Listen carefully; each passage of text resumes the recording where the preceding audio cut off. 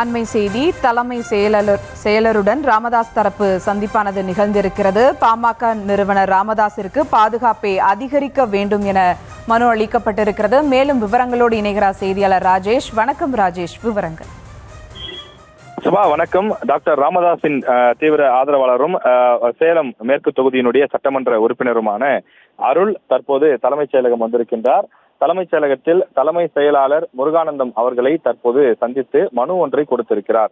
அதில் டாக்டர் ராமதாஸ் அவர்கள் வசித்து வரக்கூடிய தைலாபுரம் இல்லத்தில் மேற்கொண்டு கூடுதலான காவல்துறையினரை நிறுத்த வேண்டும் என்றும் அவருக்கு கூடுதல் பாதுகாப்பு அளிக்க வேண்டும் என்றும் குறிப்பிட்டிருக்கிறார். மேலும் அவரது தைலாபுரம் இல்லம் மட்டுமில்லாமல் டாக்டர் ராமதாஸ் எங்கெங்கெல்லாம் பிரச்சாரத்துக்கு செல்கிறாரோ அல்லது வேறு எங்கெல்லாம் செல்கிறாரோ அந்த இடத்திலெல்லாம் அவருக்கு தேவையான உரிய பாதுகாப்புகளை வழங்க வேண்டும் எனவும் அந்த கோரிக்கை மனுவிலே குறிப்பிடப்பட்டுள்ளது. மேலும் தைலாபுரம் தோட்டத்திற்கு டாக்டர் ராமதாஸ் அவர்களை சந்திக்க வருவோர் அனைவரையும் பரிசோதனை செய்து உள்ளே அனுமதிக்கக்கூடிய வகையில் நுழைவாயிலில் பரிசோதனை கருவி, அதாவது மெட்டல் டிடெக்டர் அமைக்க வேண்டும் எனவும் அந்த கோரிக்கை மனுவிலே தெரிவிக்கப்பட்டிருக்கிறது.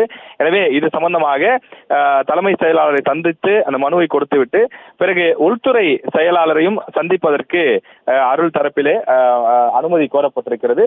உள்துறை செயலாளரின் அனுமதி கிடைத்தால் அவரிடமும் இந்த கோரிக்கையை வைக்க இருப்பதாக அவர் செய்தியாளர்களிடம் தெரிவித்திருக்கிறார்.